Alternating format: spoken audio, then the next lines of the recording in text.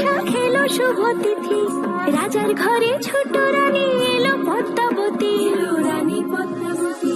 রাজার আরো 6টি রানীর ছিল না সন্তান, পদ্মাবতীর কোলালোতে মিলল সমাধান।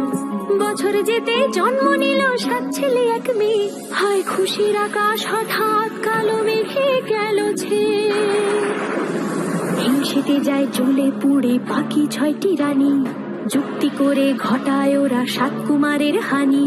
সুযোগ মতো 7 ছেলেকে মাটিতে দেয় পুঁতে, বাঁচে একা পারুল, ওরা পায় না তাকে ছুতে।